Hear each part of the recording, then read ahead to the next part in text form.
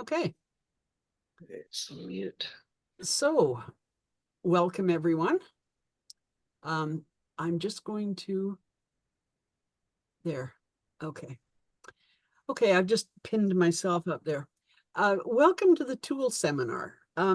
What I'm going to be talking about tonight is tools for miniaturists, but I'm going to restrict it to hand tools. Any of you who've known me for any period of time know that I'm a real tool junkie. I've got one of everything and more than one of most things. So there's lots of different options for tools, and I certainly will not be talking about anything that is what I consider to be a large electric tool, like electric saws, lathes, laser cutters, 3D printers. None of that is going to be talked about tonight. It's all about hand tools and what a miniaturist needs to have in order to do various projects. So what I've done is I've organized things by activity. Okay, so some of the things that miniaturists need to do is to measure things and look at things and mark things and grasp and cut and shape those kinds of categories. Tina, can you mute everybody? Because I'm getting somebody else's sound on my. Okay, just hang on a second here.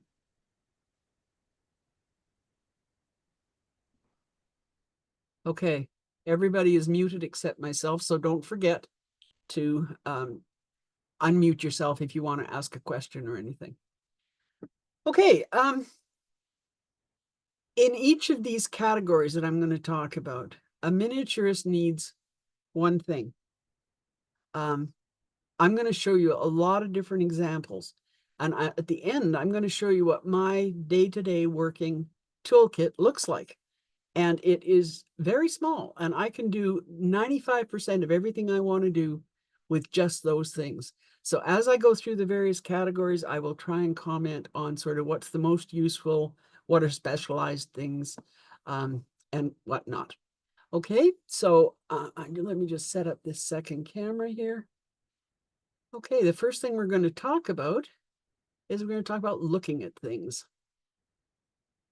Okay, so here's a little sample set of things that we use for kind of looking at things. Now, I don't have any of the great big headset magnifiers. Sorry, what?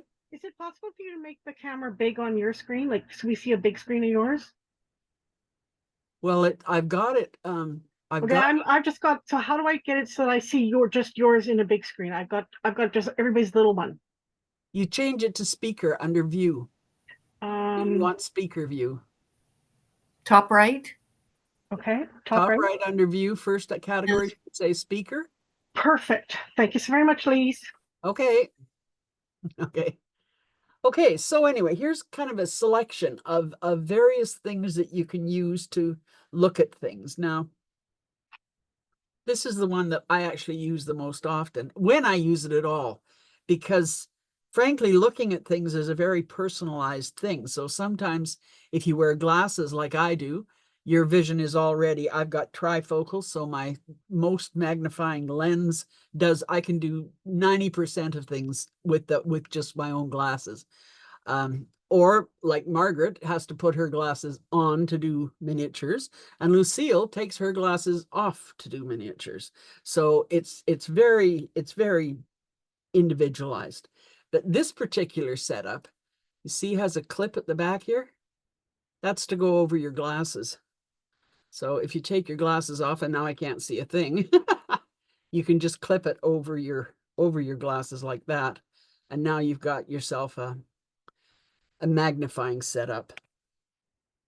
This is a more complicated setup here, but it also goes over your glasses, but it goes right over your glasses. And there's a light in it so that you can illuminate what it is that you're looking at. Now, both of these things come with a whole variety of different lenses. Okay, these particular lenses fit in this thing, and they fit in this thing. I can't remember which set I think it came with this one, but it's been a long time since I have used them. So you can go from just a little bit of magnification up to great deal of magnification. Then there's various kinds of magnifying things. If you don't need to be magnifying things all the time, you can use things like this. Now this actually is a stamp tool. So you want to be able to look at one stamp. You can use that kind of thing.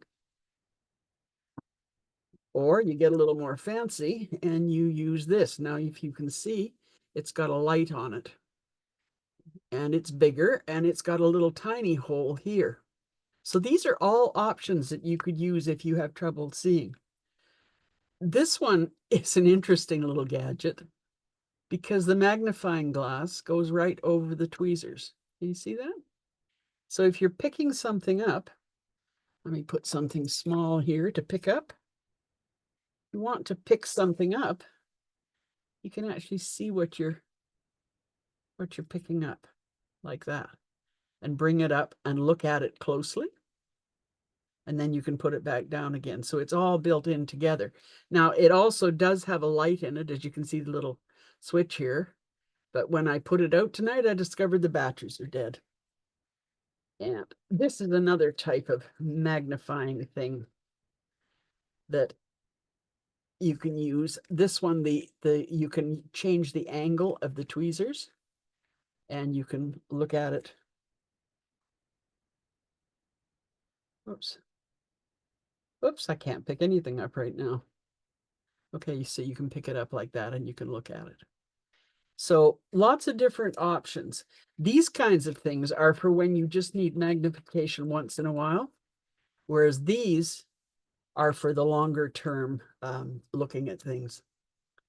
Okay, I'm just going to get rid of all of these. And the next thing I'd like to talk a little bit about now, as I said, you only need one of those. You need one way of seeing things. And as long as you can see in regular life to read or whatever, you should be able to, that's the only thing that you would need. And then from then on, it's up to you what you want to do. Okay, I'm going to show you some various and different kinds of rulers here, because one of the key things is getting accurate sizing. If you're gonna work with miniatures, you pretty well got to be able to know what size it is that you're working with. So these are some of the small rulers. Now, obviously, this is the workhorse, this one here, which is the 6-inch ruler with a cork back. And the cork back is really important. Here, we also have a 6-inch ruler, but it does not have a cork back. What it has on the reverse are centimeters and millimeters, whereas there's inches on this side. This stops things from slipping. So when you put it down, you can see that I can push on it and it doesn't move. Whereas with this, you put it down and push on it, slides all over the place. If you're cutting something with an X-Acto knife, you better make sure that you've got one of these with a cork back, because any pressure on it and it will not move. Now, these are the kind of run-of-the-mill measuring devices, but there's some other stuff around that's kind of interesting. This is, of course, a right angle, and it's very helpful for drawing out various right angles, if that's what you're looking for. And it's also got inches on one side and centimeters on the other side. This particular ruler, this is sold, by the way, by Pete Borum from, oh boy, what are they called? Smaller Than Life Miniatures. Now, this is a very handy little gadget to have because of this. Now, some men think that this is great because it's got a clip on it. You can put it in your pocket, right? But that's not what it's for. This is to measure. This is to set a measurement like that, and then you can replicate it. So if you are, for example, cutting a dowel into 2-inch lengths, you set your little marker for 2 inches, and then you can just mark the 2-inch, mark the 2-inch, mark the 2-inch without having to think about where it is and without having your pencil slip. I threw this one in just because it does come in handy sometimes for more than just measuring your waist and deciding to go on a diet right away. That's useful for measuring curved areas. In most of what we do, you can use this. But if, for example, you're building a castle and you want to know the diameter or you want to know the circumference of a tower because you're going to put bricks on it, it's very difficult to measure a curved surface with this. This, on the other hand, will go right around the curved surface and so is much handier. Now we're going to get into some of the specialized rulers that are out there. This one came from Midwestern Products, as you can see, and it's got inches on the one side. It is an American product, so there's no sign of centimeters. But the other thing you'll notice about this is that it's got some holes in it and it's got notches in it. This is for measuring, these are for measuring dowels or wires. You know, you pick up something and you don't know the diameter of it. You can try it in those holes to see what the diameter is. And this is for measuring strip wood. So you can put your pieces of strip wood in here and it will tell you what size the strip wood is. So for certain purposes, it's a handy little device. However, it does not have a cork back. So you've got the same problem of it sliding when you're trying to cut with it. So this is a very specialized use. And this, which you can buy online, it's called Fig Rule. And this is specifically made for miniaturists. So along this side, this is 1-inch measurements. So that's an inch. But if you, I don't know if you can you hopefully see that? You'll see that it says 3, 6, 9, 12 inside the inch. So if you've got an inch in real life, it's 12 inches in miniature. 15, 18, 20, 24, 2 inches in real life is 24 feet in 1 inch, 1 foot. So if you're making, if you're building something, that scale works for 1 inch to 1 foot. Similarly, here's your 1 inch to 1 foot scale, 1/2 inch to 1 foot scale. So that's a 1/2 inch, which is a foot, 12 inches. So it's 12 inches in 1/24 scale as an inch in full scale, 24 inches in half scale, 2 inches in full scale. And lastly, on the third side, you've got quarter scale. So there's one quarter inch is 12 feet, 12 inches in quarter scale. So this is it's a handy little thing. And also on it, it's got some standard measures. So standard ceiling height, standard door height, standard door width, chair seat height, table height, counter height. So those are just provided for you. And I think you can just go on Amazon and look up Fig Rule. Certainly, I think Micromart sells these, and it's just a piece of plastic. So they're very cheap, but worthwhile having in your toolkit anyway. Now, these all are subject to difficulties because of your vision or whatever. I cannot measure to save my life. In fact, I have a t-shirt that says, measure once, measure twice, cut once, swear, measure again, go out and buy more material, cut again, because I can't get it right. In real life, I've been out by as much as 18 inches when I'm measuring something. So one of the things that you can look at, and this is getting to be quite an investment, is various kinds of, they're called calipers, okay? Now this one is a manual caliper, and you can use that to measure just about anything. So where's something here I can measure? Well, let's measure that. Okay, so by closing your caliper onto it, you can read from there exactly the size of it. Now, this gives you inches, this gives you centimeters. This distance between these two here is exactly the same distance as from there to there. So that's the outside measurement. That's the inside measurement. Now, the third thing that a caliper does, the distance to this little rod here, the distance that this rod has pulled out is exactly the same distance as the width of this, the outside measurement of that, and the distance here. Okay. Now, that will give you a very exact measurement if you're good at reading the marks on the ruler. If you want something a little bit more precise, let me just put that to one side.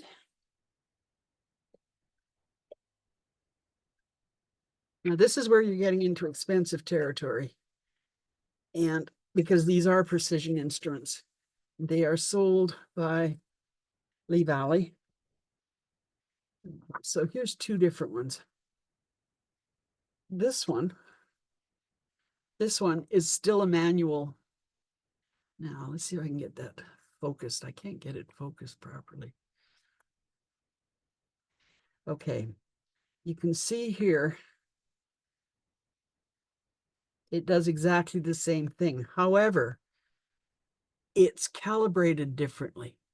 So that this is showing that it is exactly pardon me, it's just under 1/4 of an inch anyway. I'm having trouble reading that. But so it goes up, that's 1/8 of an inch, 1/4 of an inch, that's 1/16 of an inch. Okay, and the number of rotations, okay, you'll see it goes all the way around. So if you're really not paying attention, you'll forget that you've already been around the clock once. But it has the same features, okay? The distance here is the same as the distance between and the distance outside. So if that one also is subject to you not being able to read it properly. So that's when you get to this one, which is, of course, the most expensive of the three. And this one has a battery in it. Okay, so you can see it.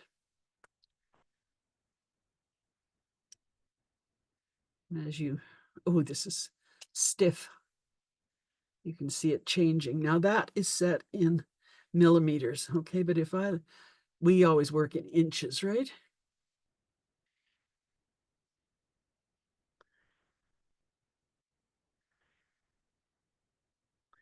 Okay, and our little tube is 0.980 inches. So it's plastic, so it bends. So it's probably about an inch, okay?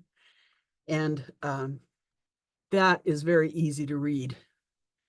And it will also do it in fractions. You see, it's 1 inch and 1/128th of an inch. This zeroes it and that turns it off. Okay, so that's the most expensive of the three, but it is also the most precise.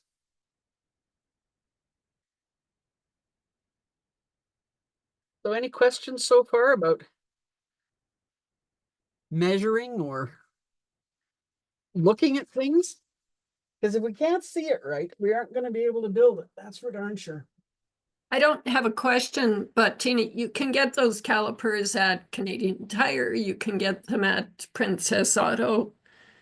Yeah, my husband's the caliper king. Yeah, you're right. You can get them in various places. I happen to get those at Lee Valley. Yeah, Canadian Tire Princess Auto would be cheaper, I'm sure, than Lee Valley. Probably, yeah. Okay, so the next category that I wanted to talk about is once you've got something measured, you've got to be able to mark it, right? And this is where the lecture starts from Oh dear, where's that other pencil? Before you move on, I was going to say about the calipers, like what you showed is terrific, but let's not forget about this part. It measures the depth of things as well. That end piece. Yeah, Yeah, that's how you do the depth. Yeah, you're right. that's for depth. And the other part is really nice if you're in between two areas, these Yeah. points here. That's the depth measurement. Yeah, and these points here, like if you're open a doorway or something, Yes, that's to measure the inside of a thing, and this is to measure the outside. yes. Yeah, Measures the outside, this measures the inside. Or yes. you can do it both ways. For example, if you're measuring a doorway and you have it like that, so you're measuring the doorway, remember that's the same size. So if you want to transfer Yeah. it like graph paper, you can Yeah. put it down and draw it. You don't have to Yeah. worry about it that way. But you're right. Sorry, I didn't. Well, this is well worth. I love my calipers, and it's if anybody's new to it, it's really a great tool to have. Yes. Okay, now I want to demonstrate something to you. This is where we heard about it the first time. It was many, many years ago with Brooke Tucker, who got real upset at you if you were using, I'm just trying to find a Sharpie marker here. If you weren't using a mechanical pencil. Now here's two different mechanical pencils. This is a Staedtler. You can buy these in any art store. This I picked up. This is also a Staedtler pencil, but I picked this one up in Staples. They have slightly different thicknesses. You can see that that's a fairly thin one. This is a thicker nib, thicker thing. Lead? Hmm? You mean the lead center? Yes, the lead is quite a bit thinner in this one than this one. Now, let's suppose you've measured something and that's what you've decided to do. That's your measurement. That has an actual thickness. That's actually about a 1/16 of an inch thick. So if you're trying to be precise, where do you cut? On this side or on this side? And you compare that to the thickness of a mechanical pencil. See, that one's even thinner. That's the thinnest. It's the hardest. So the only reason I'm talking about this is because it is so important to make sure that you're using, she always said a mechanical pencil, because mechanical pencils, if it starts to get dull, you just push the button and get some more lead out, right? So it kind of goes down as you use it. Same with this, you can just see, as it goes down, you can just take more lead. Whereas when you're using a regular pencil, it gets angled on one side and you get a real messy line. Yep. So you shouldn't use them. Now this little gadget is a sharpener specifically for this type of lead. Okay, so you can keep it sharp. This one doesn't need to be sharpened. This one is, oh dear, this is 9mm. Now you can get them with finer leads. I don't usually use those because I have a very heavy hand and I always break the leads. So I've discovered that myself, I'm better off to use the 9mm one or this one to get the real fine lines rather than use, usually your standard mechanical pencil has got about a point, I think they're about a 0.4, 0.5mm lead, and they will break very easily. Yeah, these are the extra leads that you can buy.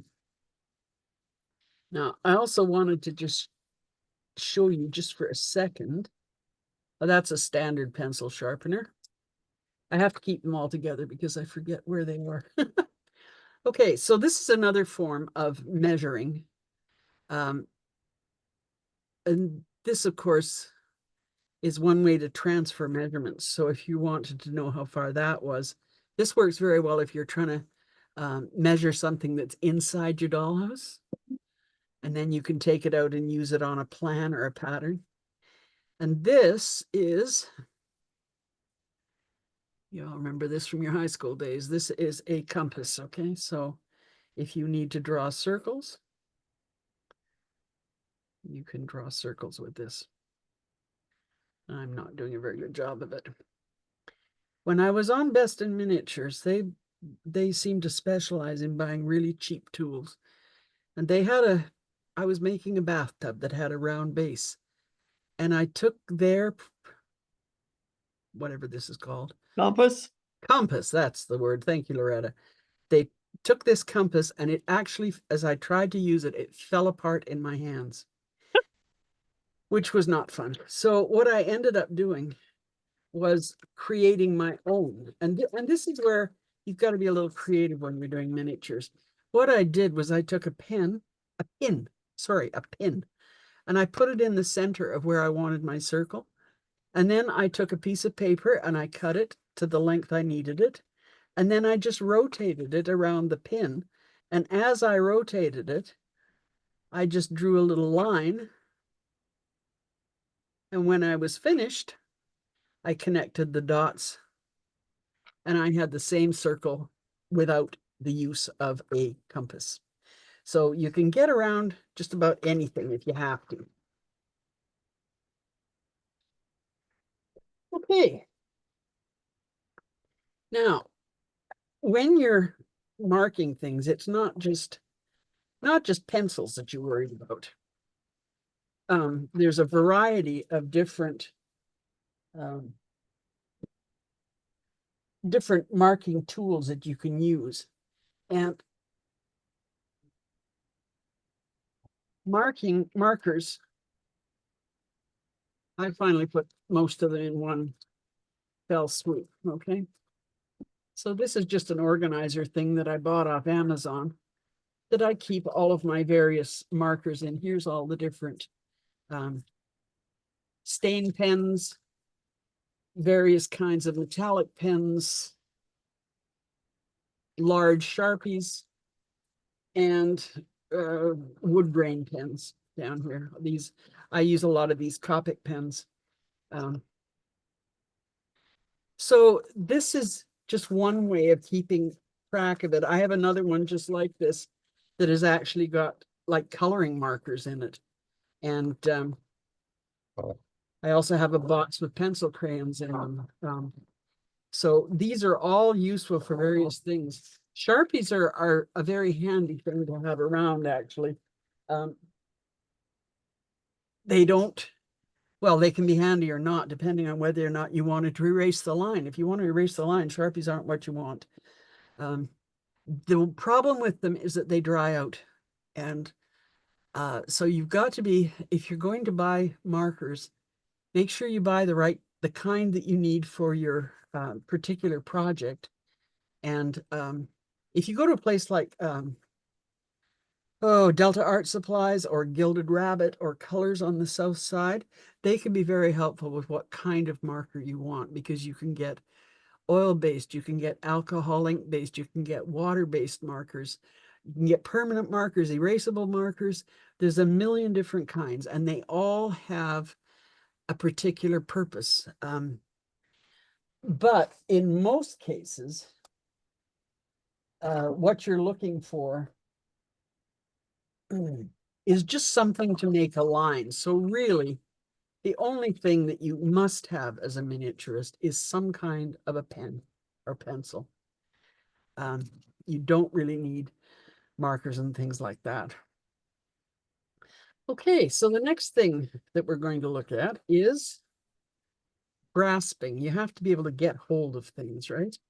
And I didn't realize I had such a collection of tweezers until I started really looking at them. Now, these have been all obtained from different places, and they all have kind of different purposes.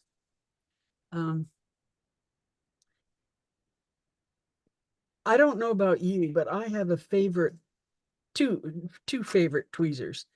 Um, there are pointed tweezers, there are flat angled tweezers. I'm gonna put that aside for a second. There are this kind of tweezer for picking up, you know, papers, whatever. There are long tweezers. Now these come from stamp collecting. You can even get them longer than that. And I've even got one set of these hiding away in my pottery supplies, where I actually took a pair of pliers and bent the ends so they came at right angles and met in the middle, because that's perfect for dipping a piece of miniature pottery into some glaze. Okay, let me show you. I'm going to show you this with these two pairs of tweezers here. These are my absolute favorite tweezers. They have a very precise point at the front. Tina, Yeah, would it help if you enlarged your screen so that, because yeah, I can see tweezers, but I can't see the points on them? I don't know if anybody else feels that way. that's not a problem of the closeness. That's a problem of the focus of the camera. And I've tried and tried. I'll try and do it in such a way that, No, okay, but I mean to see there? enlarge because it's still in your, at least on my computer, your screen is. Tina, is I what- don't think you pinned your desktop. Yes, I So- did. Oh, did you? Because I had to pin it myself. Yeah, I know I did pin it. Okay, It's when it says working. here.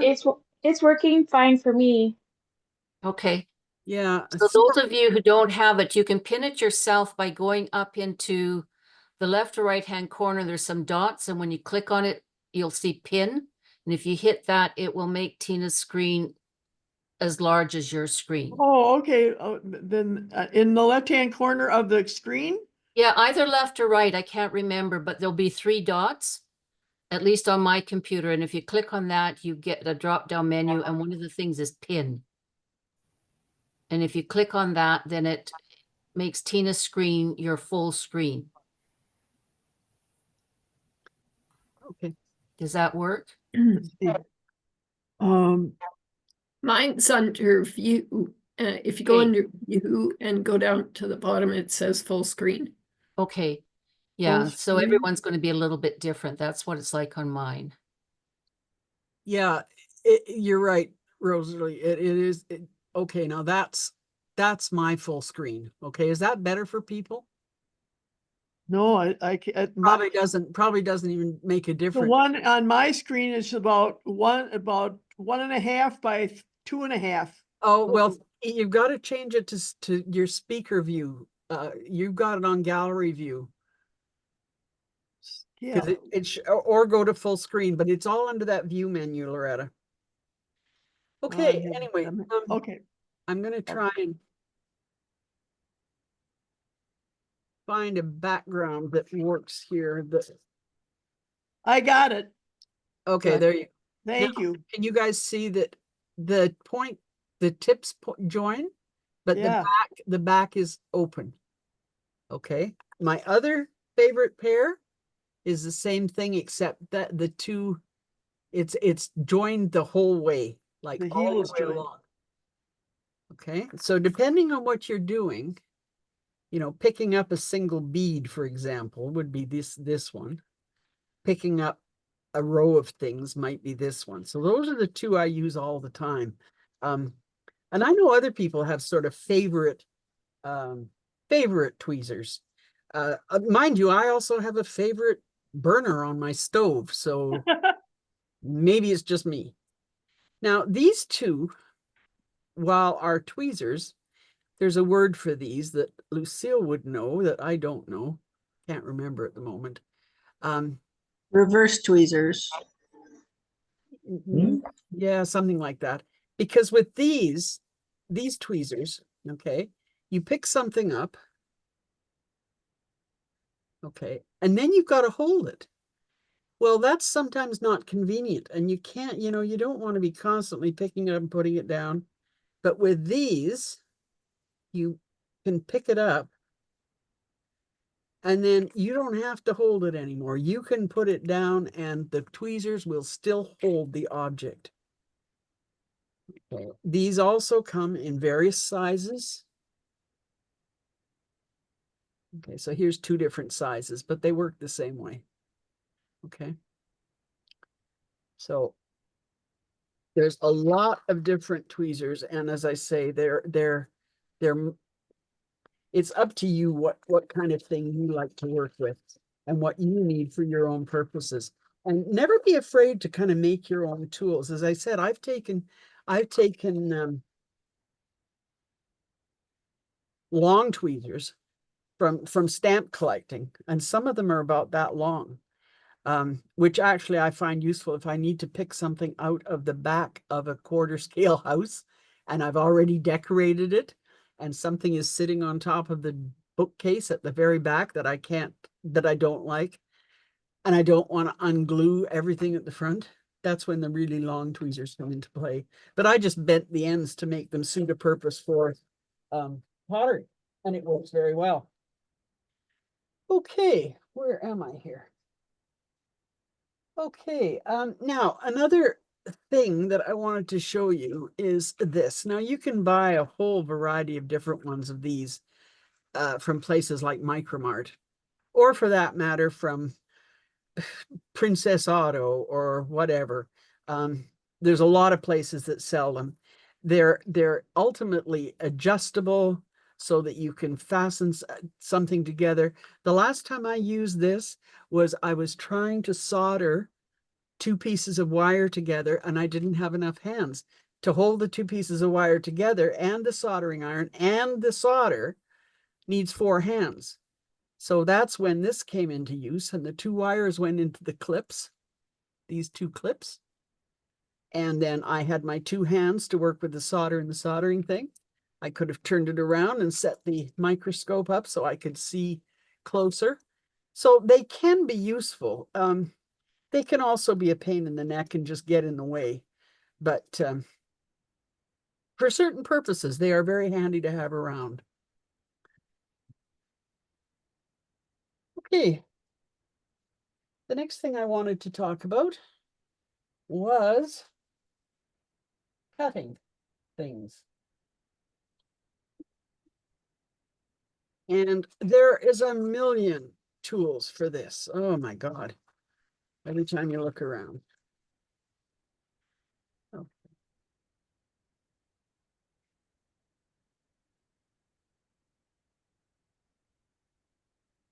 Some of these are specialty tools.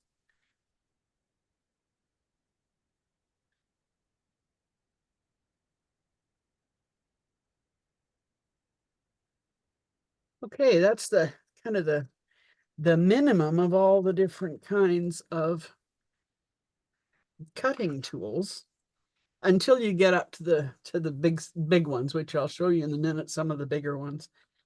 Okay, so this is your standard X-Acto knife. And if you just buy an X-Acto knife, this is what you're going to find. This one, oh, that's interesting. This one has actually got a saw blade in it. I hope you can see that it's got a serrated blade. Now, when I was looking for things today, I came across, let me just share my screen here with you for a minute. Now, this is something that I wrote 15 years ago when I was doing the newsletter for the club. And I'm going to make this available. It's a PDF file, but it shows you all of the different kinds of handles that you can get, and also all of the different kinds of blades that you can get. And there's lots of them, lots and lots of them. I will change this before I send it out because those websites are both dead. That shows how long ago it was that I wrote this.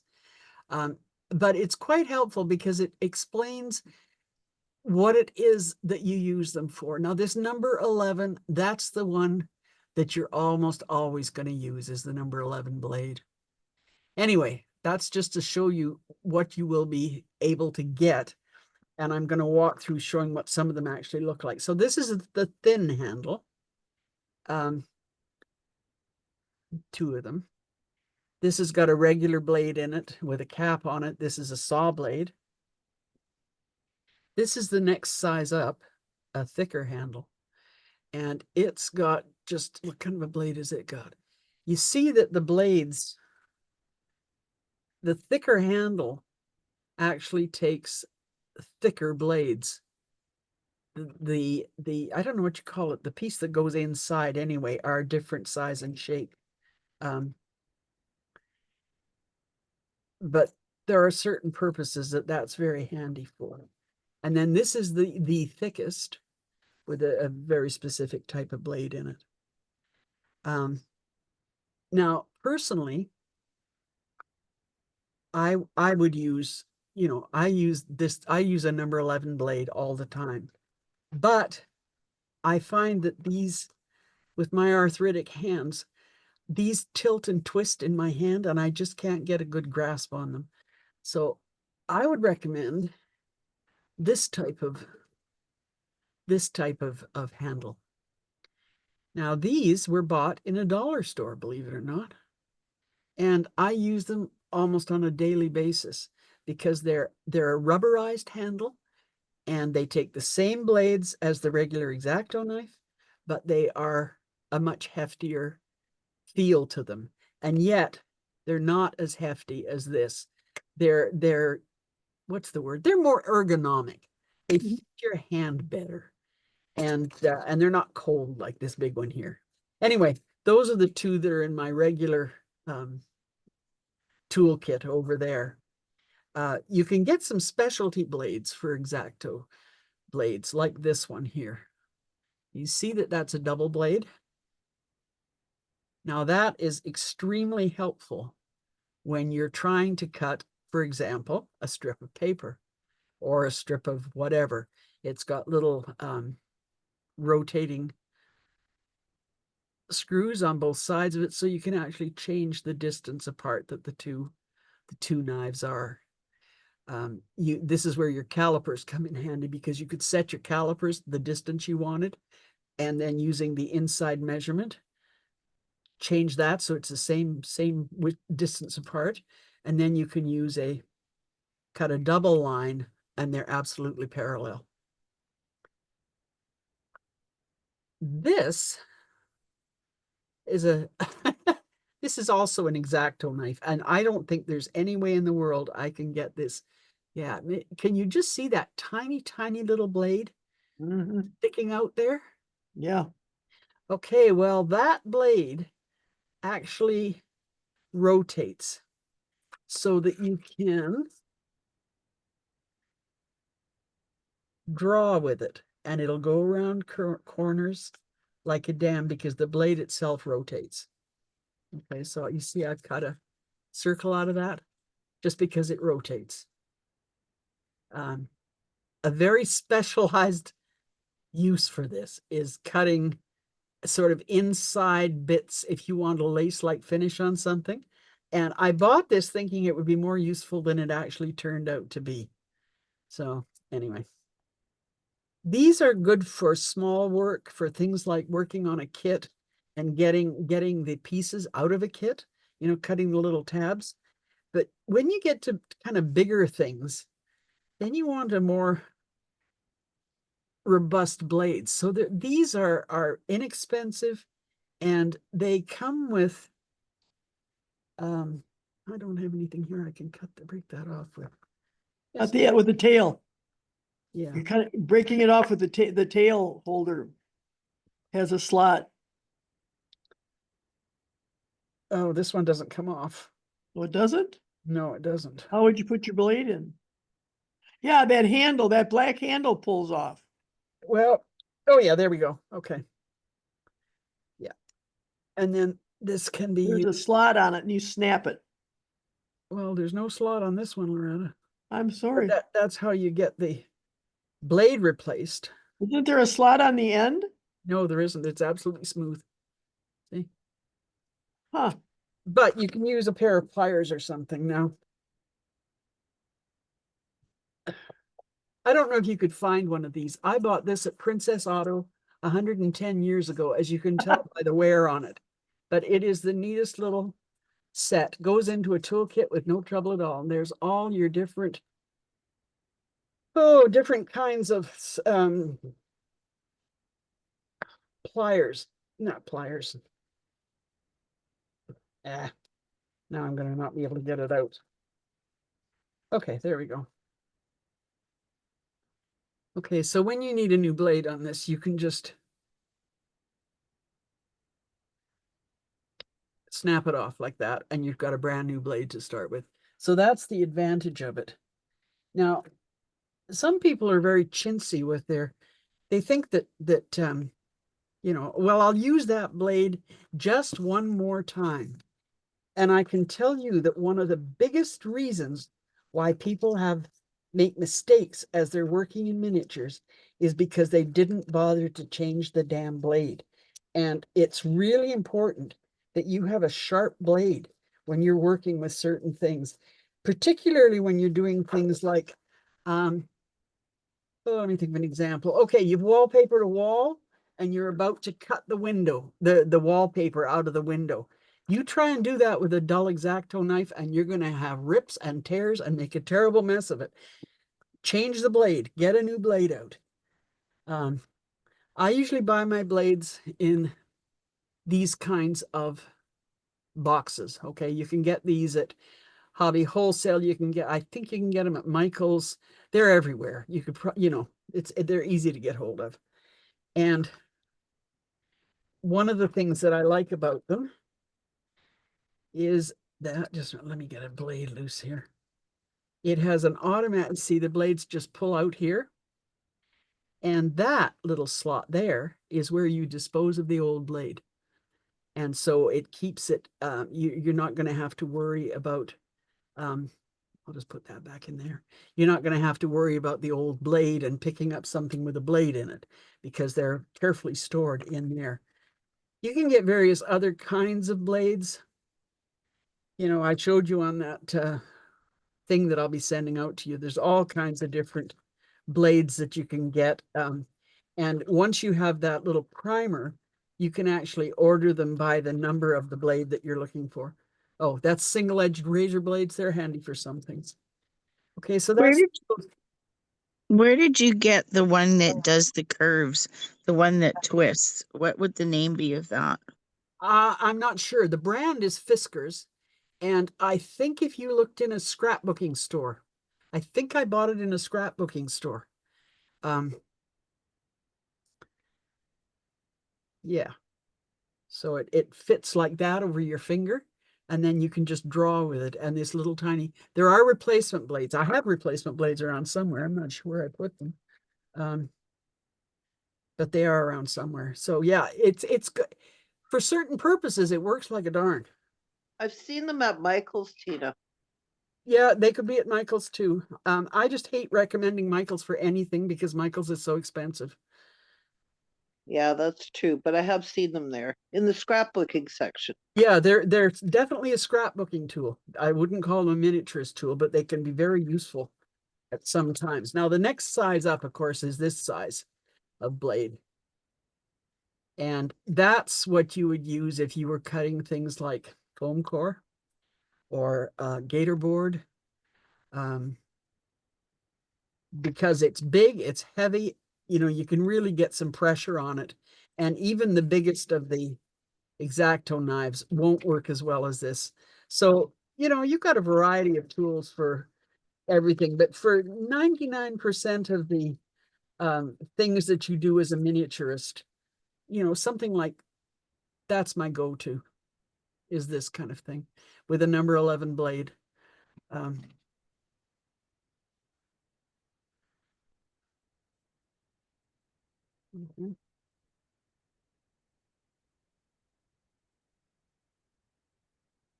Okay, so the next kind of size up of cutting things, though, these are all kind of specialized instruments.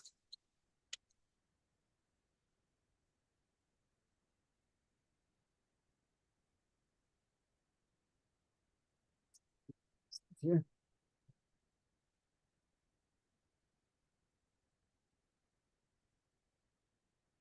Okay, so. And where did I put that? There it is. Okay, one of the other uses for that big handle is that it will take this blade here. And this is considered to be an X-Acto blade, just like a number 11. But it is specifically used to go with a miter cutter. So you're cutting here. Now, one of the things that took me years to learn, I don't know how many of you got these miter cutters. If you look at it end on, you will see that there's a lip on one side. And I never paid very much attention to that. I just thought they wanted to angle it for some reason. It is actually for hooking over the edge of a desk like that. So that you've got a really good, you can really put pressure on it. So when you're using this, I don't know if I can, yeah, you see? It fits over the edge of a desk and it gives you a very solid surface for cutting your miters. So this is one way of cutting miters. Now this has got basically 245s and a 90-degree setting to it. So it's somewhat limited in that regard. Other ways of cutting miters include these things. Now, these can be purchased in a lot of different places. Lee Valley, I don't know if Michael's carries them. Princess Auto, I'm pretty sure does. Hobby Wholesale, I think does. And you will notice that on this one, you've got all the different measurements. So it's 120, 100, 90, 75, 60, 45. So if you want to cut something at a 45-degree angle, you can just angle it up like that. Take the safety off. And that will give you your 45-degree angle. Or you can set it to one of these other angles. Now that's a little floppy except for the 45. And that's why somebody came up with this one. Now this one has an actual piece that you can move around and set. It kind of, you can't really see it, but it kind of clicks into place at the various settings. And so you can get your, that's set at 75 and 105, for example. So when you're trying to put crown molding around the top of a 6-sided bow window, this is the kind of thing that you need to cut the various angles. Very useful. You can do it, if worst comes to worst, you can do it with an X-Acto knife and a diagram. But if you're willing to spring for the more expensive tools, these are very worthwhile. Hey, I've just got a couple of other, I'm not going to get into this one too much. This is a jeweler's saw. And this little tiny blade here is for cutting fretwork. Now, ever since I got a laser cutter, I sure as heck am not going to fiddle around with a jeweler's saw. But there are uses for this. You can take specialized classes from people like Diane Almeida. I don't think she teaches online, unfortunately. But anyway, learning how to use the jeweler's saw and your expertise, if you want, with the jeweler's saw can be measured by how many blades you break. And the first time I took a class in this, I think I broke like 5 blades in the first couple of minutes, because you've got to, you can see how fine they are. Now, normally I discovered that this is not the tool for me. I cannot use one of these to save my soul. Where's something I can use for, I'll use this. You don't have to show us how to break it. No, I'm not going to show you how to break it. But normally you have a piece of wood that is shaped like this.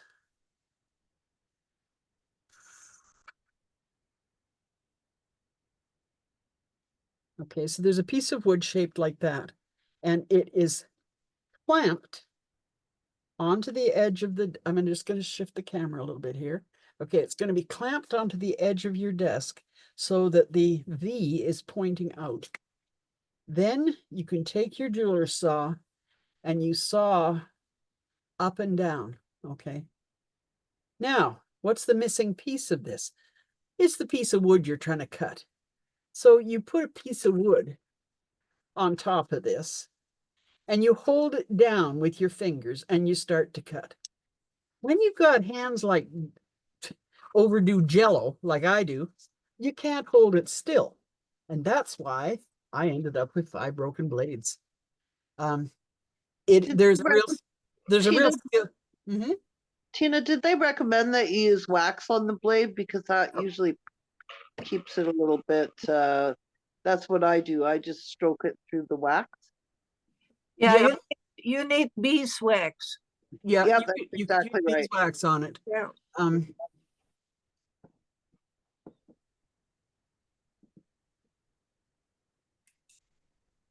You could use beeswax on it, but the key is not to have it wiggle this way. And if my problem was that the wood was slipping. And so it would just slip and this would break. It is a real skill. Using the wax probably would help though.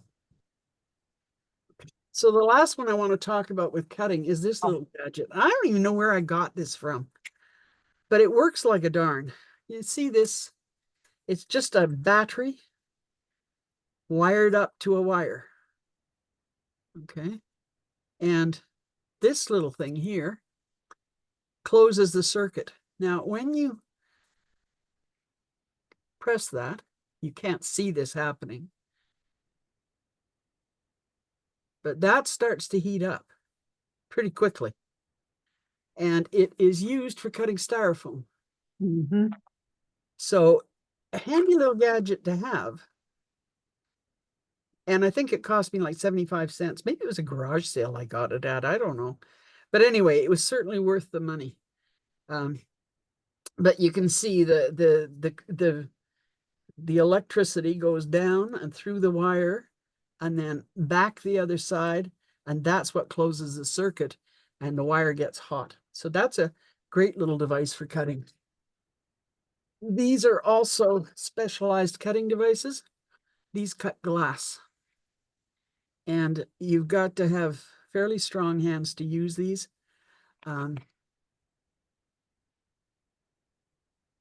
You can pick them up at any glass store or, oh, there's one on the south side. What's it called? Starts with a B. I don't know. It's on 99th Street and Parsons Road anyway. And Bissett. Bissett. Yeah, Bissett. Bissett. Bissett. B-I-S-S-O-N. Yeah, Bissett's. You're right. And there's also Winter Art here on the north side. He's in Yeah. his house, but Winter Art Studios. He's a stained glass person.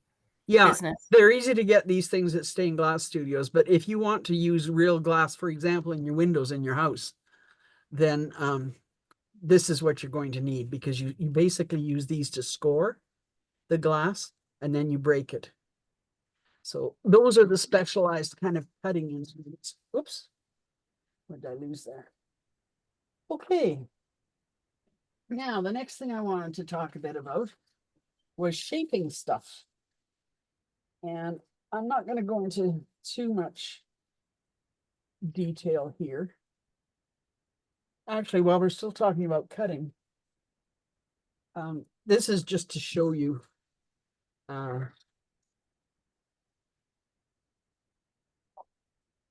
as you get into cutting more frequently. Now, here's another one of these little twisty things.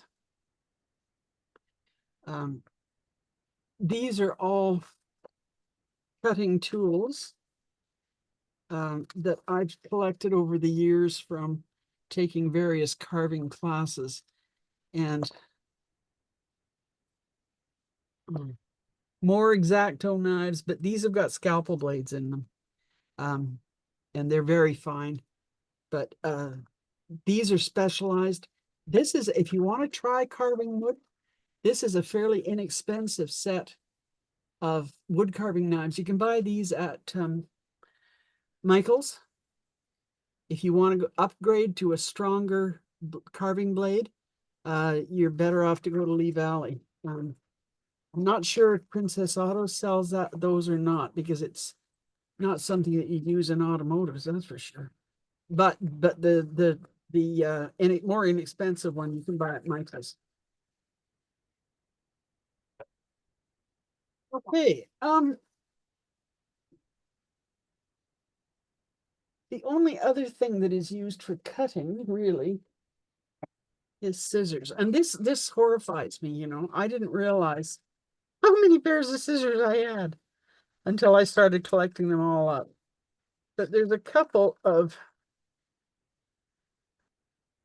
that I wanted to show you that were different than just regular old scissors. Again, this is something that you can, it's up to you what you really want to, out of your scissors. I tend to use this pair, which is a little bigger, but this is more multi-purpose. These are good for very small cutting things, but these are better for the, pardon me, these are better if you're going to be cutting big long strips off paper. So if I'm cutting up, say, wallpaper, that's the size, or even a bigger size.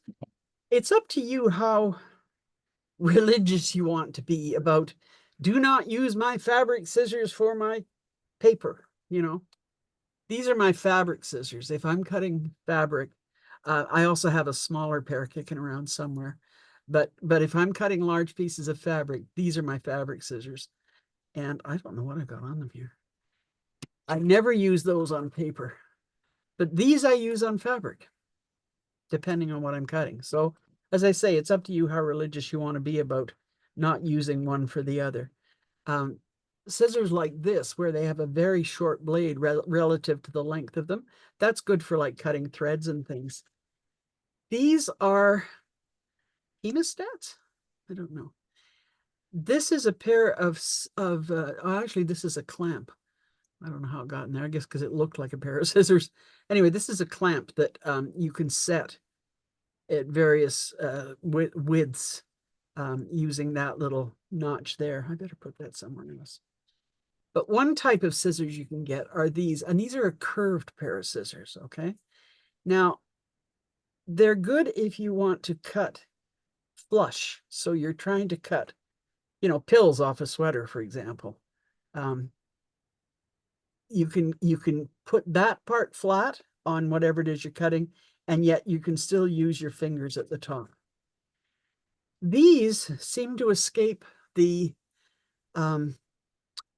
TSA. If you're going through the airport and you want to do some crafts on the plane and you need a pair of scissors, get a pair of these, because they won't know what they are. And they are basically, they're a pair of folding scissors. So you can kind of, You can actually take scissors on a plane. you can take them now? Yep. Shows how long I've The been. blade up to a certain length. I can't tell you how long, but up to a certain length, you can take scissors. Yeah. That, I'm sure those would qualify. Oh yeah, these would, because they collapse down to practically nothing, you know. So that's a full pair of folding scissors. So scissors, and these are a different style of scissors completely. There are some people that swear by these, but I guess I'm old-fashioned. I just can't get used to them. This is a similar one, Japanese scissors, Japanese shears. Okay. They cut very well, but again, it's just what you're used to.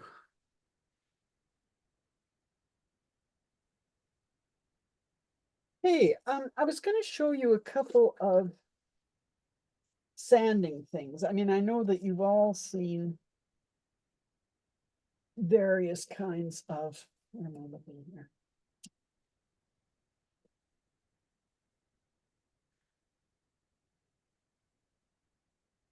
Okay. So, sanding. If you want a nice finish on something, you've got to sand it before you do anything else. You sand it before you stain it, you sand it after you stain it. You paint the first layer, you sand it lightly. You put the second layer on, you sand it lightly. You put your finish coat, your varnish on, you sand it lightly. I've just got one piece of sandpaper. I don't even know what grit this is. Feels like about 150 maybe. You can get sandpaper going from very, very coarse up to so fine that you can't even feel that it's got a texture on it. And you use them all the way up. You can buy all kinds of sanding sponges. These are very helpful if you're trying to sand something that's curved. Here's a different type that is, again, a sanding sponge, but again, pliable. Or you can get sanding blocks in various grits. This little gadget here, this was $25, which is ridiculous, but this is sold by Smaller Than Life. Okay, this is the Burham's. And this is 150 grit. This is 220 grit. Now, the expensive part of it is this little block here, because you can set things up. Should have had a little piece of wood here or something so I could demonstrate this a little better. That'll work. So that you can set your wood like this. And if you're sanding at a 45-degree angle, and then you just run this along the edge, and it sands it at exactly 45 degrees.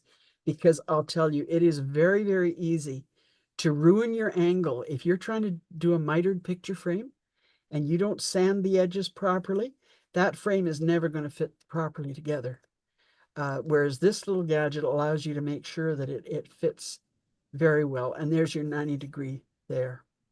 Tina, So- would you move it up? I would like to see your demonstration again, but you were off the paper. Or Oh, off. I'm sorry. I'm sorry. No worries. Okay, so if you, I need something that's actually at 45 degrees, and I don't have anything handy around here. You can set your wood at 45 degrees here, and then you sand it along the front like that. And what it does is it makes sure that the angle that surely I've got something around here I can use. Ah, there we go.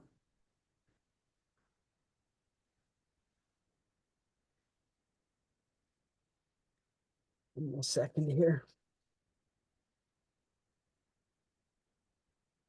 Okay, now this is very fine, but let's suppose you want to sand that to a 45-degree angle, okay? Because I'm making a mitered picture frame for a quarter scale house.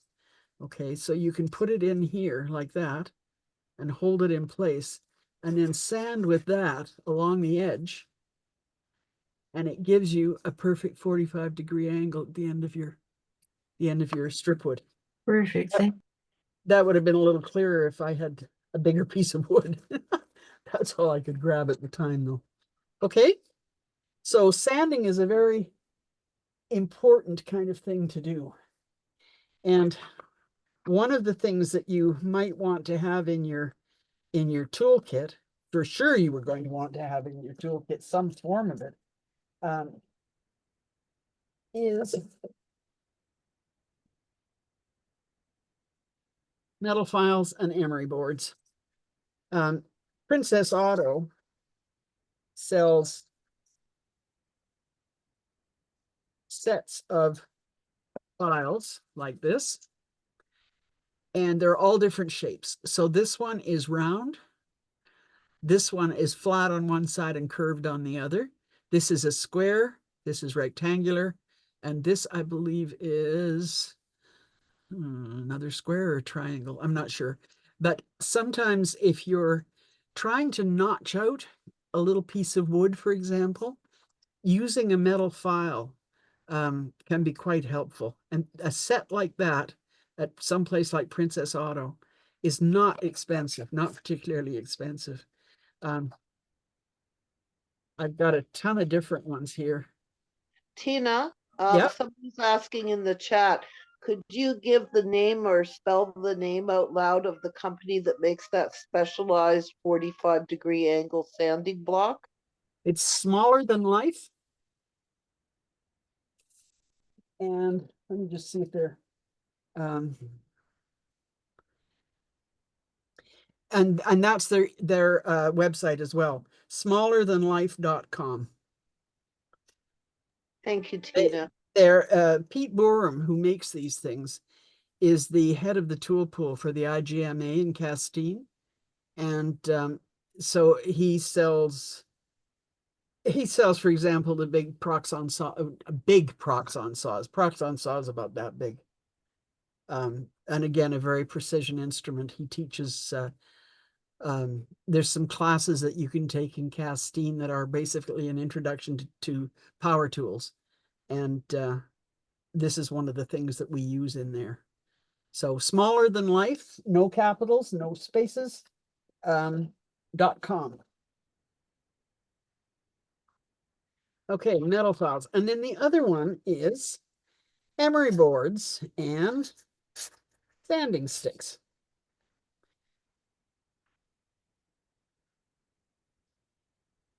Okay, so these are just a little sample of emery boards of various different. Of course, these can be bought in any drugstore. You can get a selection of them. Sanding sticks, which look like this and are useful for smaller pieces or places where an emery board, a standard emery board, is just too wide to fit in. You just can't fit it in because of the space you've got available.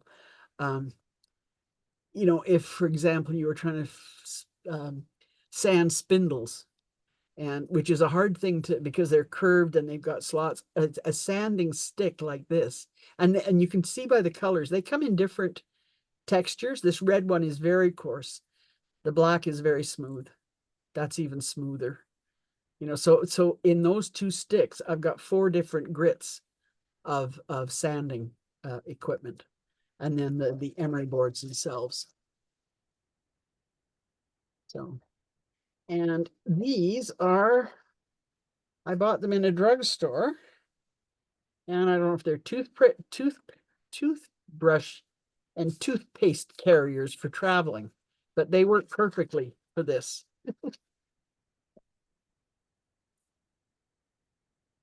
I'll put all of this crap away.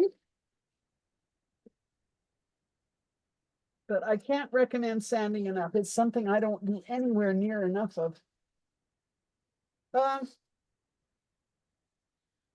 Okay. The other thing that I wanted to mention, and this is, I'm just going to do this very briefly.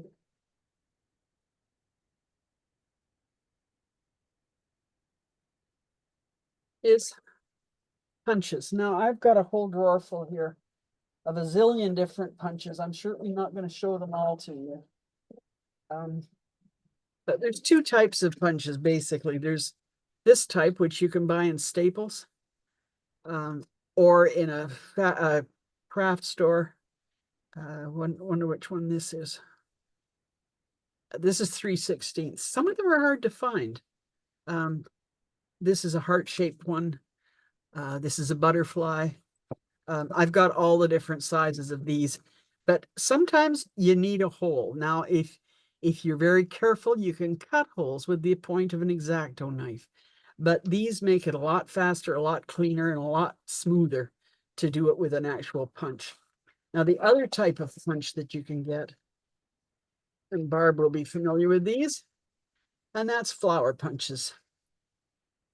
These are all different.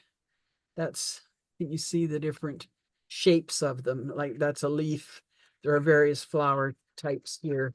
And this is a cheat sheet as to which flower punch you use to make which flower. So these are they're nice to have. You can also use them to make stencils. So you use them on Mylar, and it gives you a nice shape if you want to be playing with that. So that is that.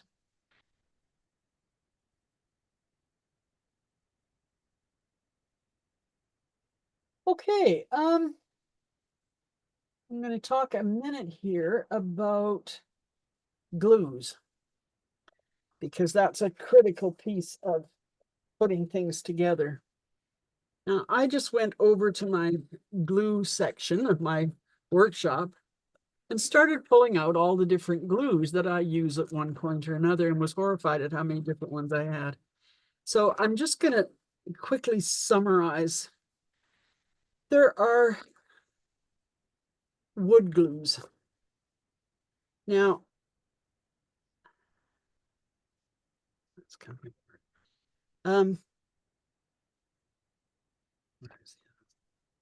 Yeah, okay, so we've got wood glues. Most people use tacky glue for everything, or they would use weld bond for everything. Yeah, that's the one I like.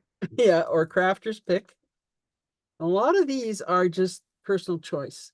They're multi-purpose glues. They work on just about anything. However, tacky, unlike weld bond and carpenter's glue, dries flexible. So if you use it to put furniture together or use it to put a dollhouse together, there's going to be a very slight bit of give in that joint. And that's probably not a good thing.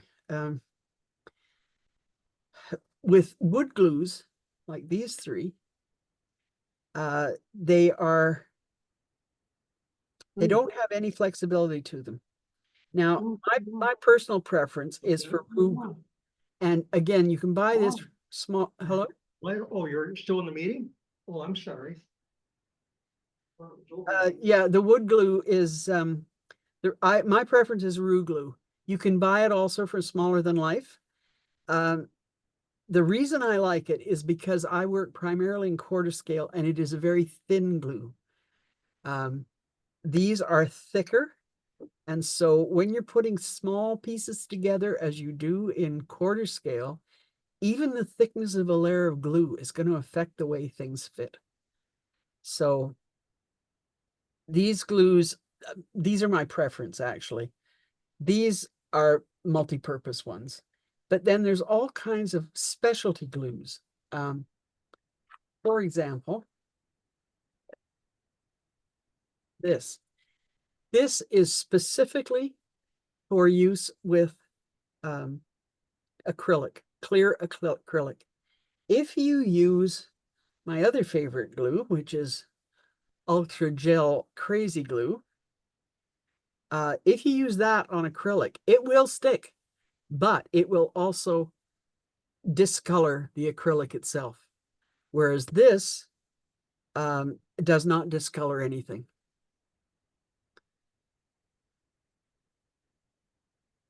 Brooke Tucker swears by this glue. Grip. Again, this one has to be imported. We can't find it here in Canada. And grip glue is probably the best fabric glue.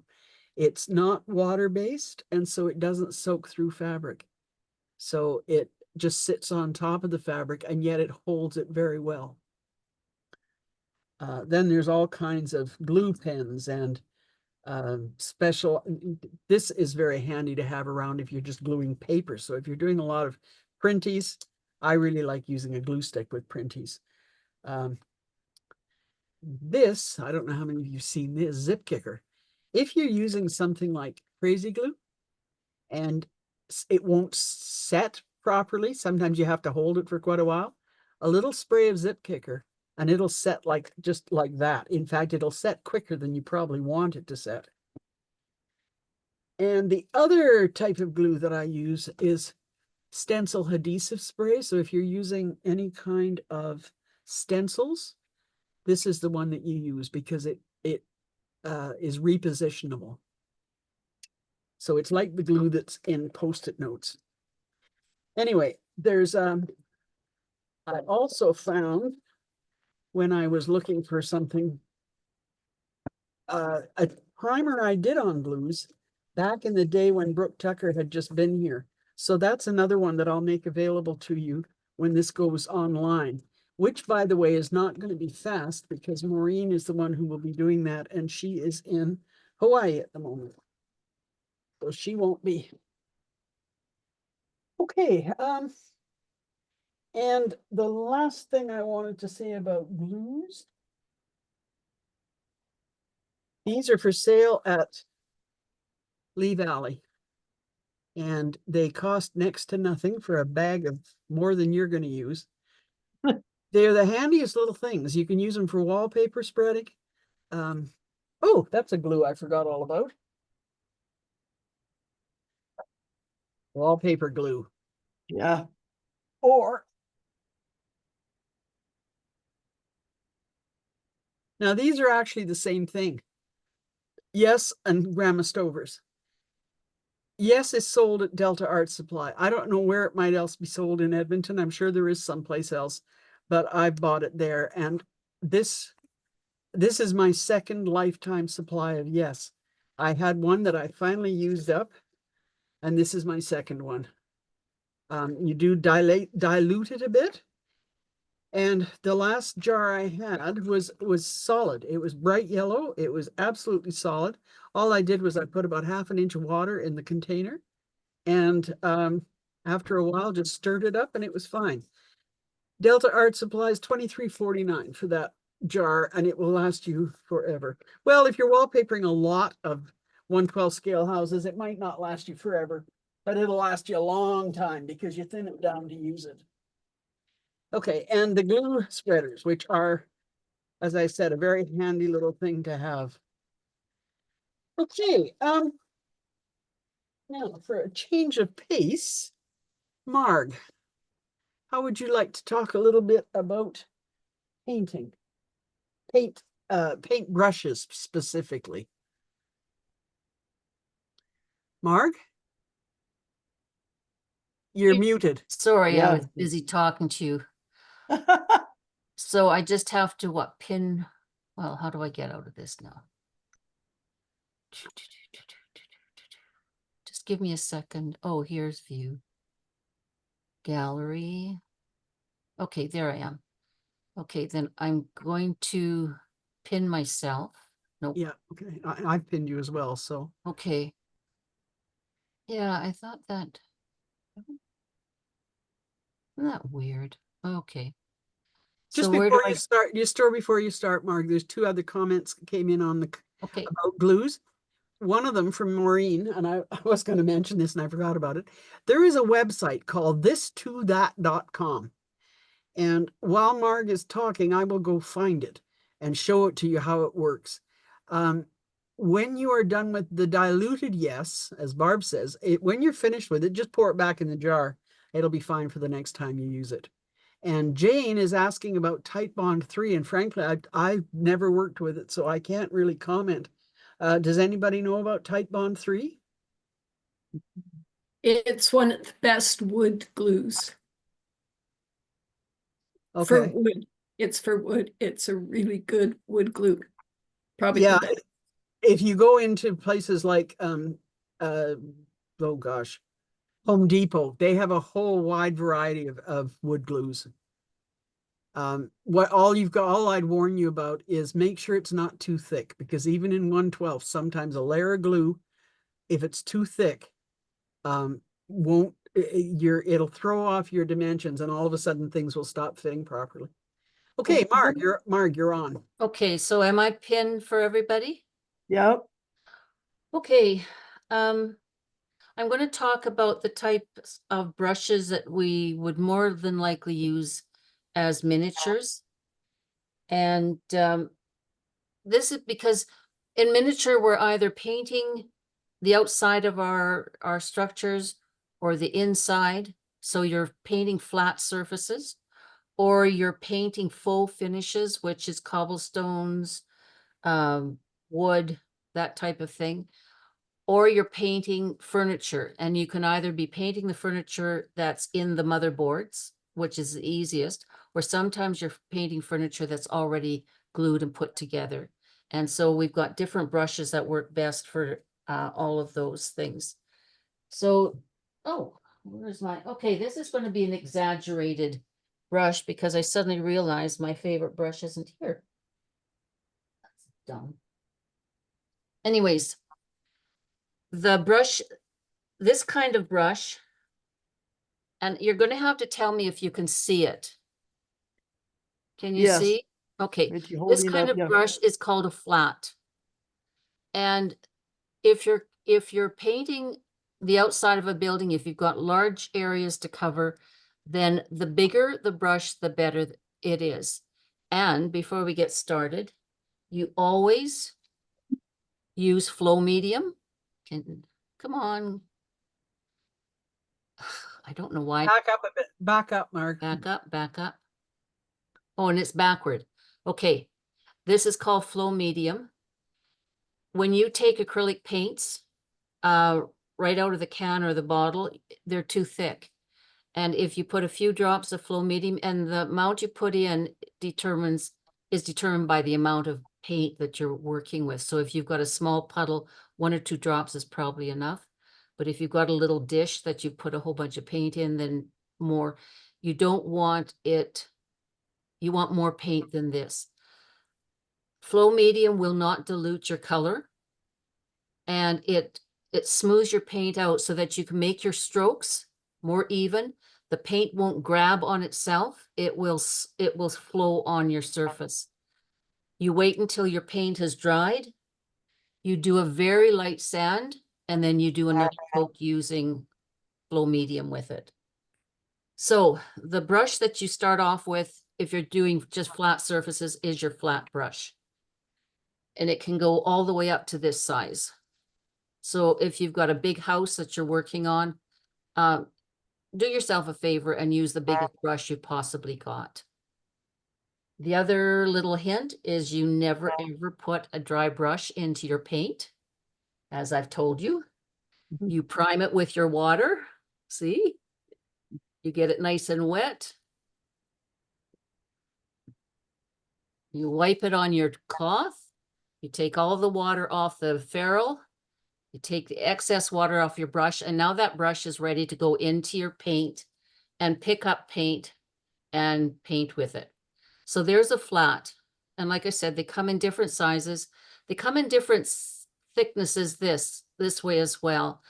The shorter flats, and I have to admit ignorance there, they're called brights. And I really don't know what the difference is. They're, I just, they're Yep. asking Mark where to buy flow medium. It's a I get question. I get my flow medium at Delta Arts.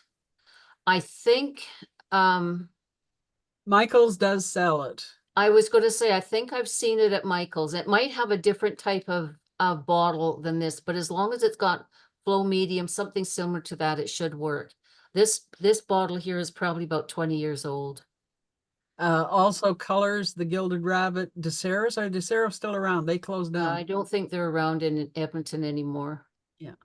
But yeah, but it is so, it makes the job of painting so much more enjoyable than working without it. And a lot of people think that if they add water, it smooths it out, but the water dilutes your color, and it really doesn't work. So you have your flat. The next brush that is really important is what they call a round. And that's what this is. Now, if you, there's Mark, different kinds of. Have you got your background blurred? I've got it blurred, Tina, but I tried without the blurring, and it's my camera. My camera's going in Okay. and out of focus, and I don't know why. This is a new computer, and my old computer had a built-in camera. Now this one is an external one, and it just seems to do that. Okay, so these are 2 rounds. And I'm not sure if you can tell, but this one has got more of a rounded tip on it. The rounds I like come to a point. Can you see that point on that Yep. one? Mhm. Yeah. And what happens is rounds really hold the paint well. They've got lots of paint down in this fat section. You can also, when you're painting, as you can see, you can flatten them out and you can get a good surface. But that point, if you're painting furniture or if you've got a fine little corner to get into, you can get into it with that point. And so you can almost use it like a stylus, and you can use it as a flat. So the round brushes are excellent brushes to have. So there. The other brushes that are good for getting into corners are the angle brushes. And exactly what they say, you can get into, like if you're painting a room and you need to get into that far corner of the room, these angle brushes are good that way as well. And it's people's preference. I don't actually use the angle brushes often, but that's the other type of brush that you can use. This type of brush is rounded, and they're called filberts or cat tongues. And I can't really see where they're outside of just a nice brush to paint with. If you're doing decorative painting and you're making flowers and petals, these brushes are quite commonly used. But for miniatures, outside of the fact that they are good brushes, I think the flat and the rounds are more practical than the filberts. Okay, then I'm going to talk about specialty brushes. This is a fan brush, and these are good for if you want to do veining in marble, like if you want to make real fine lines in something, you can use the fine corner. You don't have to use the entire brush, but you can get really kind of nice techniques with these fan brushes. They're fun. But this brush, and I don't know if you can see it, this is called a rake. And you see the uneven edge there? So what these do is the end of the brush is, I don't know, wish this could maybe, yeah, I don't know if you can see it better here, but the ends of the brush is cut. It's almost like when you get your hair cut and they've feathered it or something. This is almost what they do to the end of these brushes. These are good brushes for when you're building furniture out of cardboard, like some petite properties kits are always paper. You can use an alcohol Paint. pen to color your furniture, but it's a flat brown. Then you can take this with a darker brown and you can go in it and you can lightly make all your wood graining with these rakes, these type of brushes. You can do it with the fan brush as well, but because of the shape of it, and also you can get these fan brushes right down to little tiny miniature fan brushes, but just the shape of them, they're not as easy to handle as the, I'm going to try something, see if it works. If you can, whoops. Back up. Yeah, no, it's even my face is out of just Yeah, get back this- up, Marg. You're too close to it, I think. No, the whole thing is out of focus, Tina. It's not me backing up. My whole screen is out of focus. There, There, it's now it's back. clear. There, it's clear. Okay. Can you see the ends of that brush a little bit clearer? Yes. Yeah, I'm afraid to move it in case it goes out of focus again. So other ones is stencil brushes. This is quite a fat one. You can get smaller ones, but they've got that real hard end, and they're good for getting texture on cobblestones, bricks, old wood look, because you can drag them, dry brush with them, or stipple with them, and you can get different effects from them. The other thing that you hang on to is your old brushes. These are old brushes of mine, and I use them the same way. I pounce with them when I'm trying to get like a street cobblestone look. I'll use different colors and pounce with these. And then what you can also use are mops. So if you're doing your faux finishes and you've pounced all your color onto your cobblestone, you can lightly take this and kind of blend the colors a little bit so that it doesn't look like spots of color. So a mop, I really like them. They're nice and soft and fuzzy as you can see. And what they do is when you lightly bring them over the color, they just kind of blend the colors together a little bit. And all of this, when you're working with faux finishes, is play around with it on a piece of material that you can practice on, because it's the amount of pressure you put and you learn to be a little bit lighter or a little bit heavier, and you'll get the effects that you want. So let's see. I think that kind of covers the brushes. Does anybody have any questions at all? I was going to mention that my neighbor lady is very much into nail art. Oh, And yeah. I looked at her brushes and I ended up buying a set of them. I'm not very familiar with brushes. I'm not an artist at all, but I have such trouble with very fine lines. So some of these are amazing. They, I've Oh, got, yeah. Wow. yeah. So they are, and then happens on the other side, they have these little, that we use in miniatures quite a bit, these little, I don't know what they're called, the little ball Yeah, the stylus. stylus, yes. But these brushes are amazing. They have all kinds of shapes. So I thought I'd just mention it. Yeah. Yeah, but nail art altogether. I snooped through all her little accessories and she had to chase me out of there. She said, no, you can't. No, then the nail art, not only the brushes, but all their material, because it's to be done on a small surface, it works really good for our actually, I've got a little selection here of things that I was going to show you.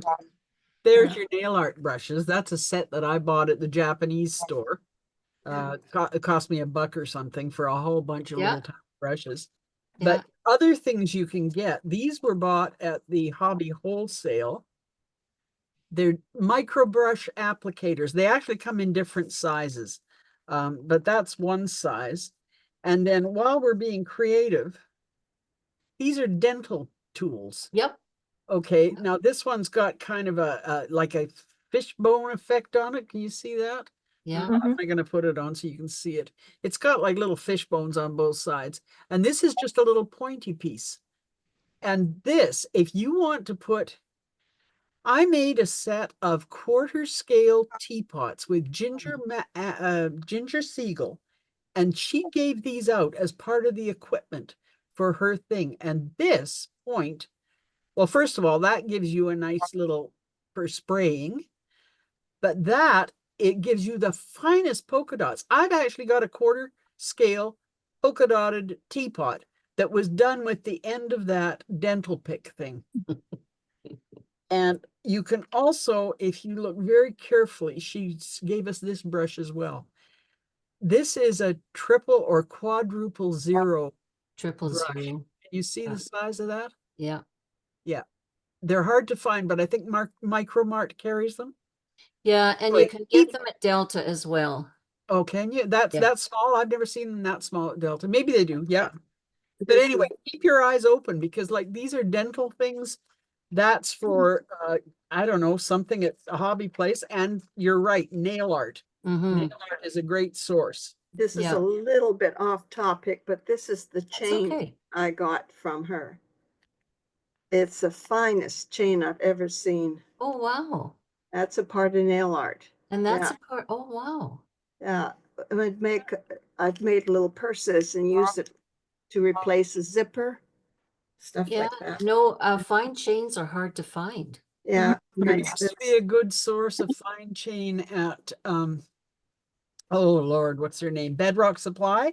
And then they downsized and got rid of all of their bead making equipment. I actually bought out their last couple of sets of chain because I need them for some of the kits I sell. I needed chain. So I bought the big rolls of them, but I don't know where you find the fine stuff anymore. That was one source that I used. The other one was the Gem and Rock Shop, and he's closed down too. So I don't know where to go.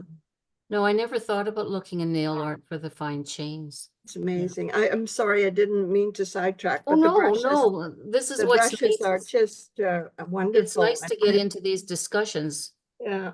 So The my last brush to show you is just how fine we can get down to our brushes. So this brush is, what is it? It's a 000. The only difference with Tina's is that this has got a longer brush head, bristles to it than Tina's has, but it's the same size. And these brushes are really, really good for doing your full finishing, especially with furniture if you want to put little knots on it and everything.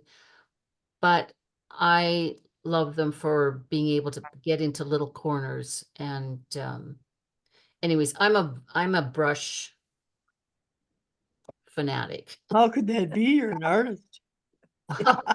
Behind me, I've got so many brushes, but I just love them. I go into an art store and I can't walk out without about 3 brushes in my hand.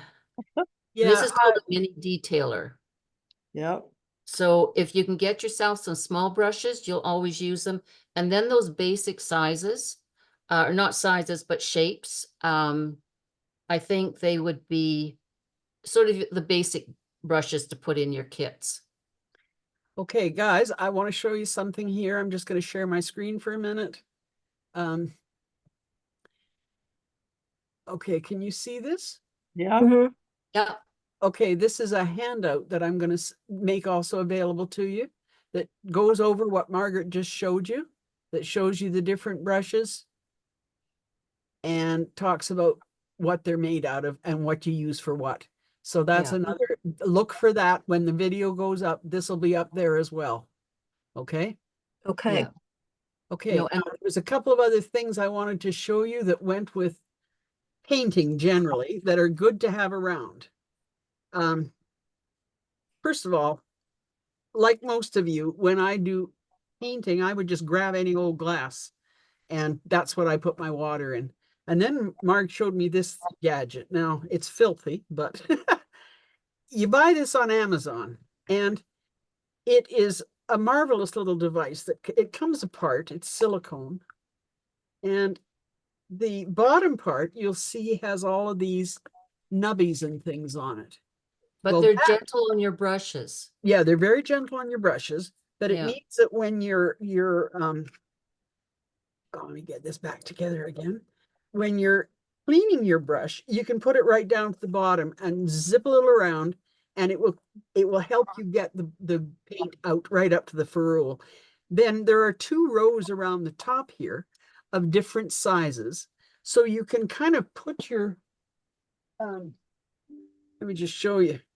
Depending on whether you've got a wet brush, in which case you stick it in here, or you've got a dry brush, in which case you stick it there, it will hold your brushes for you upright so that they're not sitting down in the bottom. How many of you have come up the next day and taken your glass that you left a paintbrush in and your paintbrush is shaped like that Yeah. because you left it sitting on the bottom? Well, this prevents you from doing that because you can have it holding up, you tilt it over. See, you can see it's just hanging there in midair. So this is a neat little gadget. Mark, can you remember what this is called? No, I don't. Yeah, I've had mine for a couple of years. Yeah, and then this, I found this was in actually a dollar store. Okay, it's got little suction cups, but it also works well for cleaning your brush. That's it for cleaning makeup brushes. Yeah, I know it is with a thing here, but it works for cleaning this. Or this is the one I use most often, along with this, which is the Masters brush cleaner and preserver. And it's really good. Yeah, it really is. So you've got a wet brush, you just put some soap on it, and then you go like this on your little gadget. This came from Jump for Joy, Brush for Joy from St. Albert. Okay, and that cleans it as well. So these are useful little gadgets to have around to keep all your brushes in good shape, because having the right brushes, they're expensive and you can very quickly ruin them. And you can only have so many brushes that are ruined before you have to go out and buy new ones. Okay, I'm keeping an eye on the time here. There's one last category of stuff I want to show you, and that is tools you can make for yourself. And I'm going to start with Lego. Before I start with Lego, I'm going to show you, this is one of the most important things you can have around. And it is gluing jigs. Okay, these are all from Smaller Than Life too, but you can get them in all kinds of places. I mean, I think even I think Princess Auto might carry these, although I've never seen one in Michael's. You may be able to get them on Amazon, I don't know, but these are perfect for like quarter scale, and then the bigger ones. Now, what that's not going to help you with, though, is if you're trying to put a house together. So one of the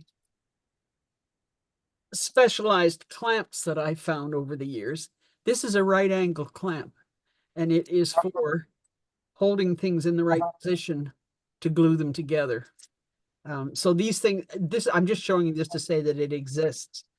So when you're doing a house, you need something tall, that comes up to put a corner of a house in. And that's where we get to things you can make for yourself. So there's the same thing as the Smaller Than Life thing, only done with Lego. Okay. And there's your corner to work with. And here's another couple of corner pieces. And the nice thing about Lego is that if you need a really tall piece, because you're building a house, you can put it all together like that. And then you got a nice corner clamp. A nice corner to put things into, or you just take it apart to the sizes that you want. Oh gosh, it's all falling apart on me. I'll do that some other time then. Anyway, so that's one of the things that you can make for yourself. And in fact, Lego blocks like this for doing houses. I've never seen one that is, I've never seen a commercial one that is this high. Okay, so they're good anyway. The good thing with Lego is it's washable too if you get too much glue on it. That's right. You can also glue your Lego together, which one of my pieces is glued together. It'll never come apart now. So that's that. Now, there are 3 other little things I wanted to show you. Tina, somebody's asked what it was called again. I'm not sure if they're asking what the gluing jigs were. The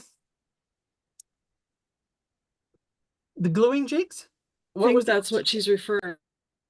What was that called again? I missed the name. Jane says they're just called gluing jigs. And then the other person asked about art and craft stores, if we could send out a list. Yes. Actually, I can put that together as part of I was going to change that handout on, which one was it? Gosh, one of the handouts you're going to get has got some links at the bottom. I will change that and add a list of all of the art, hobby, and craft stores in the. That was the knife blades. Yeah, okay, I'll put it on there anyway, okay? Okay, so this is called a sticky stick. Okay. Oh, yes. Wonderful. Yes, and all this is it's a tongue depressor in the center, and it has a thick piece of double-sided tape on both sides of it. Okay, so you peel that off, and this is a very sticky surface, so that,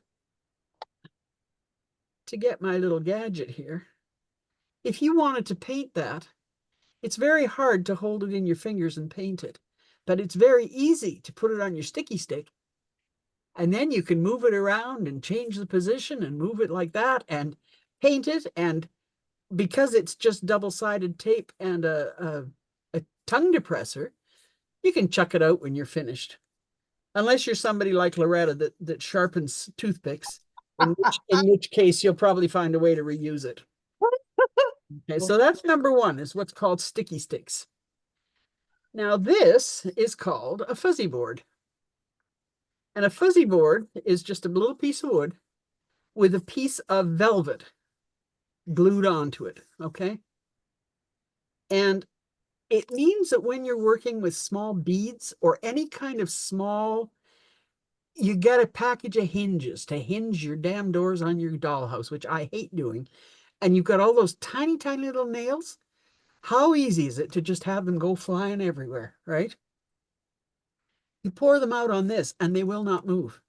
Yep, that's great. The only way they're going to come off this board is if you take your tweezers and lift them off. But unlike the sticky stick, they are not permanently attached. The sticky stick you can turn upside down, do what you want with it. It's not going to fall off. With this, things are still loose, but they are not going to fall all over the place. And actually one other tool that I should mention that is very useful to have in your craft area is this, and it's a lint roller. Because when you dump your thing upside down and your beads go all over the floor, you can use that to pick them up and then you can take them off your lint roller. And clean your carpet in one sweep. That's right. That's right. Okay, and the last thing that I wanted to show you, and this sounds very weird. Many years ago, it's always nice to have miniaturists who know what you're talking about. Many years ago, Margaret phoned me and said, "What are you doing?" I said, "I'm sharpening spaghetti." She said, "What?" Anyway, that's the last thing I wanted to show you. This is sharpened spaghetti. Now, I used the same sharpener that I showed you to go with that thing. You've got to be careful with it. You might break a few pieces in the process. But anyway, this is what sharpened spaghetti is for. When you lick it, you put just enough, just touch it onto your tongue. You put just enough liquid on there that the starch in the spaghetti becomes activated. And if you want to pick up a little one bead, that'll do it. That'll do it perfectly. Unlike a pair of tweezers, these don't go flying everywhere. If you squeeze too hard on your tweezers, the bead will go flying. You'll never find it. Even with this, you won't find it. But if you have some sharpened spaghetti, it will stick. And luckily, glue sticks harder than spaghetti does. So when you put your little tiny dot of glue where you want your bead, and then you put your bead down with your piece of spaghetti, it will transfer from one to the other. Easy peasy. So that's the final little hint that I can give you is around spaghetti. The other thing is that if you lick, if you just touch it to your tongue, you can pick up one bead. If you lick the whole, like a quarter of an inch of it, and then dip it into a bottle of beads, you'll bring out a whole bunch instead of taking your little file of beads and you've got beads everywhere. This way you can just pick up 4 or 5 with the end of your sticky stick. So, or with the end of your spaghetti. So that pretty well ends what I had to tell you tonight. It took longer than I thought it was going to take. Tina, there was one more question.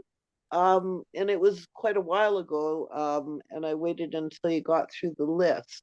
So somebody had asked you, what craft lighting do you recommend? Well, I like OT lights because it's to do with the bulb. It's not to do with the shape. You can get lights in all kinds of different shapes, and I don't have any handy right now. You can get lights in all kinds of different shapes. Little ones that are working off batteries, big ones that fasten up to your desk.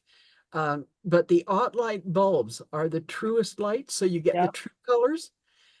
There's a whole section on OT lights in Michael's, I know. Or you can get them online. Amazon carries them. Yeah, Amazon, I'm sure they do. You can get them like on like a floor lamp. So I've got one down at the other end of the room that actually I can sit so that the light comes over my shoulder. OTT. OTT light. Yeah. I haven't. Tina, can I show my task light? Yeah, sure. Just I'm just going to remove my pen mark and yeah, show it. Okay. Okay. Just replace pin. Turn it sideways, please. This is what I use. Oh, there goes my camera. Go back. There you go. This is what I use as a task light. I can bring this handle right down and the base is heavy enough it doesn't tip. And this is the top part of it. Whoops. There you go. So underneath here is a light. And there is an extra magnifier somewhere in here. I don't know where it's at, a round circle. And then this comes down to keep the dust off. In all the years I've tried, because I've got, my eyesighting is such that I have to have magnification. I can't get away with or without glasses. And this is the best one I've found of all that I've tried. And And what I brand- like about it is I don't have to wear glasses. I can work right through this lens. And what brand is that, Mark, please? Daylight.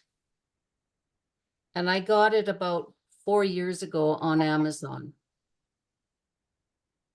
And it's got it plugs in here and it plugs into the wall. So I just took it out. Yeah, there's a lot of new ones out now that because of the switch over from like light bulbs Yeah. to LEDs. I think even the lights have switched to LEDs now, Mark, have they? Yeah, well, this That would was be LEDs. this was called a full spectrum light, which is what the lights are. Yeah. Oh, sorry guys. I've got to take my medicine. So I have an aught light here. And it's got a thing so I can switch and focus the light, and it comes over my shoulder, so it's quite handy. I Barb Yeah, had a that looks question very too. much like the one I've got, Pat. Yeah. Barb. Barb, Barb wanted to say something. and Yeah. where did you get that sharpener? Camilla asked. Anywhere that sells the Stadler pens, like Delta Art Supply probably would carry it. Yeah, that's where I've got mine is at Delta. Yeah. Okay, Barb, do you want to say something? Yeah, when we were talking about knives, one of my favorite ones is, can you see it there? Is Mastercraft from Canadian Tire. Yeah. Oh, nice. There's two sizes. I mostly use the big one. Oh, yeah, yeah. What is And it, Barb? they're Mastercraft Mastercraft knives. what? Knives. Oh, knives, yeah. Yeah. Yeah. Yeah, those And are. and the other thing was when you're talking about glues, if you have somebody that has a 3D printer, you can get them to make glue holders so that your glue is always upside down and ready to use. I like Well, that. That's a good idea. Yeah. This is I use one my pill for, bottles. yeah. Yeah. So this no, is for the that's round good. glues and this one is for, this is a more shaped glue. Well, Yeah. that's a good idea. Tina, could I ask you a question about your 1/4 inch glue? It's very thin, you said. Do you have to apply 2 coats then, or does it Oh, still? no. It sticks, you're talking about the roux glue. Yes. No, it sticks really well just with one coat, but it is somehow thinner. Well, just while we're talking about sticking, one of the things I meant to mention was tacky glue. Tacky glue is called tacky glue for a reason. You don't put it on and go stick. You know, if you take two surfaces and you put tacky glue on here, and you go stick, it's gonna wobble and fool around. You put the glue on, you let it wait till it gets tacky. Mm-hmm. When it's tacky, then you glue the things together. That you get a much better grip and you don't get as much sliding around. Now you got to be careful with that because you don't want the stick to go. You know, so if you wait too long, it'll just dry and then you're stuck. But don't do it immediately. Give it just even 10 seconds and just let it get a little bit tacky before you put it together, and it works a lot better. I told you that at the end of this, this is my working toolkit. That's all I have. 95% of everything I do, I can do out of here. So what have I got? I've got 2 different X-Acto knives. I've got a ruler. I got a pencil. I've got 2 different two different tweezers, Hmm. small pair of scissors. And the only thing I didn't mention tonight was a wire cutter. So because I use a fair number of wire things, okay? That's it. That's all you need. So with all of the stuff I showed you tonight, don't think you have to run out and buy all of it because you can do almost everything with a very little, really, just with that much stuff. Well, Okay, on be- and it is on- 9:03, guys. Sorry. On behalf of us all, we'd like to thank you very much, Tina, for a wonderful demonstration. And thank you to you as well, Bard, for helping out and showing us all about paintbrushes. That was really great, guys. That's Okay, you're very welcome. Yes, thank you. And I Good night. will, I don't know when Maureen is coming back from The third, the 3rd. Okay. but she's probably not going to be having it up right away either. So No, she won't. So it'll be after the 3rd. If there's something that you need urgently, just send me an email. Or I could just send out to everybody those 3 handouts. 3 handouts, yeah. I'll probably just wait till she comes back and then we'll put them all up on the website at the same time. Okay, so thanks, guys, and we'll see you soon. Thank Bye. you very much. Bye. See you later. Thank you. Bye.